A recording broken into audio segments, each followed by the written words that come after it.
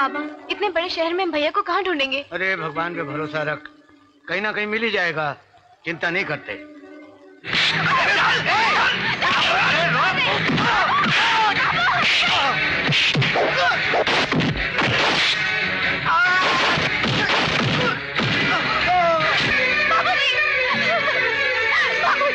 बाबूजी, मुझे बचा लो बाबूजी।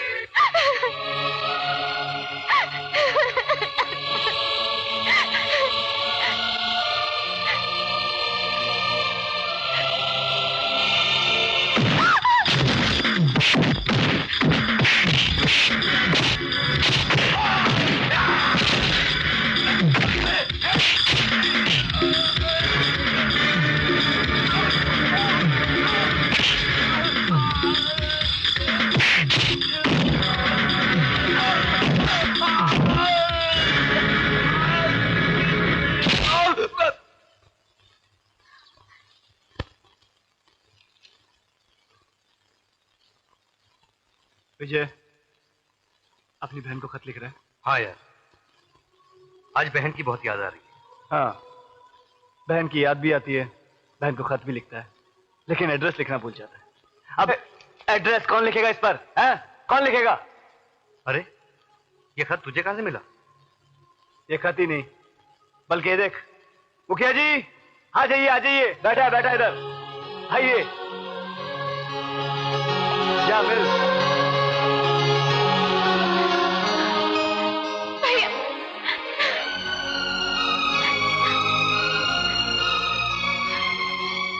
मगर राधा, तुम लोग यहाँ पहुंचे कैसे? अरे बेटे, हम तो यहाँ पहुंच ही नहीं पाते अगर तेरा ये दोस्त न मिल जाता। इसका एहसान है हम पर। बेटे, जैसे ही हम बस से उतरे इतने में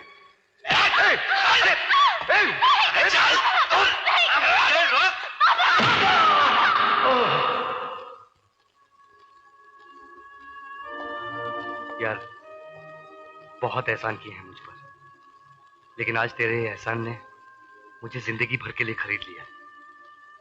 तू नहीं जानता यार, मेरी बहन मेरी जिंदगी है, मेरी सांसें हैं, मेरा सब कुछ है। अगर इसे कुछ हो जाता तो मैं भी नहीं जी पाता। विजय, जीना तो गांव वालों का दूभर हो गया है।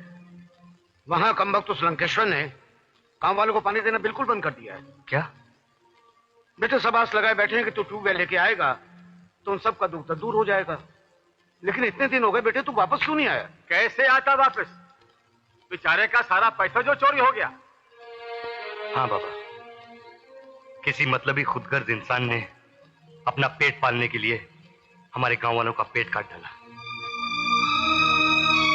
भैया, अगर हम ट्यूबवेल लेके गांव नहीं पहुंचे ना, तो सारा गांव प्यासा मर जाएगा और लंकेश्वर के नाम अपनी सारी जमीन लिखवा के गांव वाले बेघर हो जाएंगे।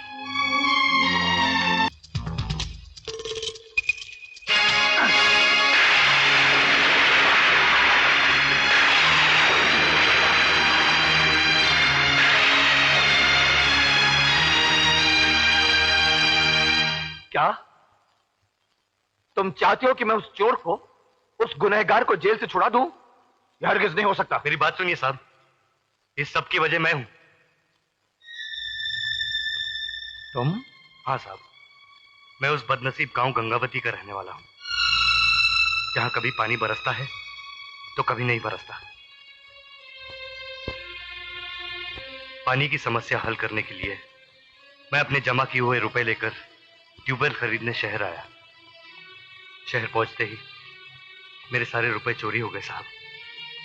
मैंने जान तोड़ मेहनत की वो पैसे जमा करने के लिए, लेकिन जमा नहीं कर पाया साहब। अगर 10 दिन में मैं वो ट्यूबवेल लेकर वापस गांव नहीं पहुंचा तो मेरा सारा गांव बर्बाद हो जाएगा साहब।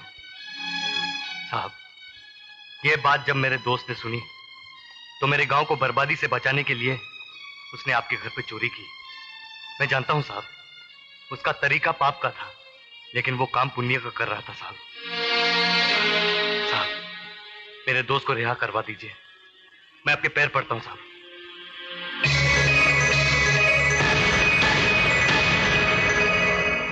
देखो भैया, पूरे 10 लाख की लॉटरी लगी है। लग गई? अरे वाह, मुबारक हो, मुबारक हो। शंकर भैया, ये लॉटरी जो तुम्हें लगी है ना, ये सब इस तावीज का कमाल है, सब इस तावीज का कमाल। ये लॉकेट ये मेरे पिताजी की आखिरी निशानी है साहब। क्या नाम है तुम्हारे पिताजी का? शंकर नारायण।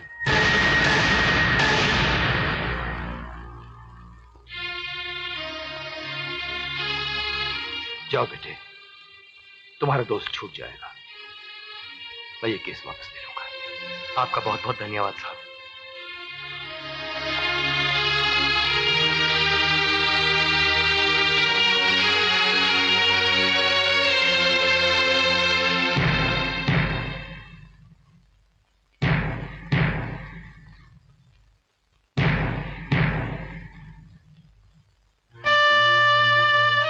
मैं जानता हूं मेरे दोस्त कि मेरी परेशानी दूर करने के लिए तू वहां चोरी करने गया था। तूने ये नहीं सोचा मेरे दोस्त कि मेरे वजह से तू बदनाम हो जाएगा, एक चोर कहलवाएगा और ये दुनिया। बस कर विजय। मैं पहले अपने नजरों से गिर चुका हूं और मुझे नीचे मत गिरा। ये तू क्या कह रहा है यार? तू नहीं जानता मैं कितना बड़ा कसूरवार हूं, कितना बड़ा गुनहगार हूं। गुनहगार? हाँ, मैं ही वो गुनहगार हूं। आज तक एक राज, एक पाप मैंने अपने सीने में छुपा रखा। वो खुदगर्ज, वो बेरहम, वो मतलबी इंसान कोई और नहीं बल्कि मैं खुद हूं। मैं ही वो चोर हूं जिसने तुम्हारा बैग बस स्टॉप से चुराया था। क्या? वो चोरी तूने की? हाँ, मैंने वो चोरी की थी। मैं ही वो चोर हूं क्योंकि चोरी करना मेरा पेशा है, मेरी रोजी रोटी का जरिया है। कमीने, मक्कार, विजय छोड़ दो इसे। अपना पेट भरने के लिए तूने मेरे गांव वालों को जीते जी मारा। आज तेरे कारण मेरा गांव पानी की आग में चल रहा है। इसकी जड़ तू है, इसका कारण तू है।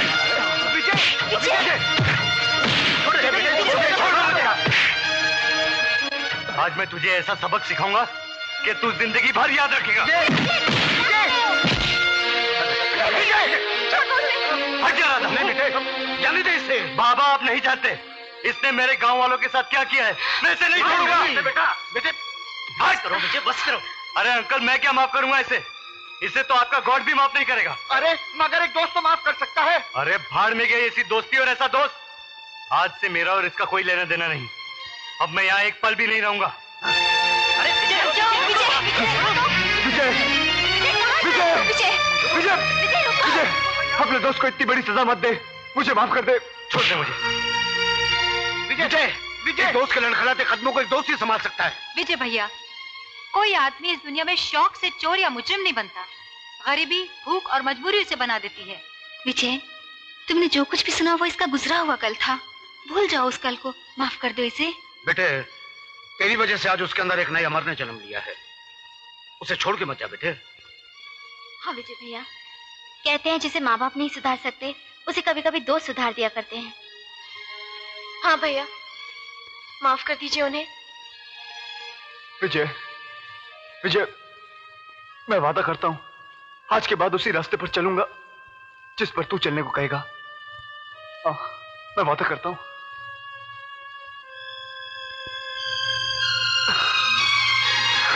विजय,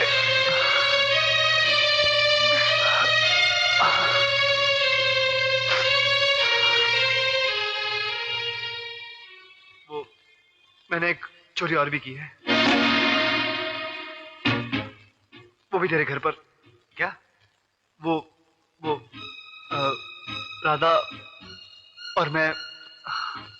अरे बोल। वो मैं और राधा। अरे क्या? वो मैं साला नहीं, तू साला मैं बहनोई शादी कर रहा। अरे रोक। अरे बोल रहे नहीं। अरे नहीं।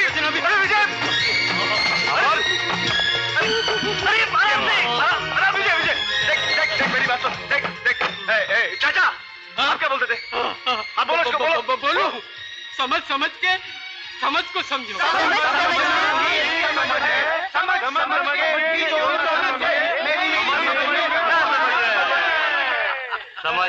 समझ गया। तू समझा? अरे मैं तो सब समझ गया, तू लोग सब।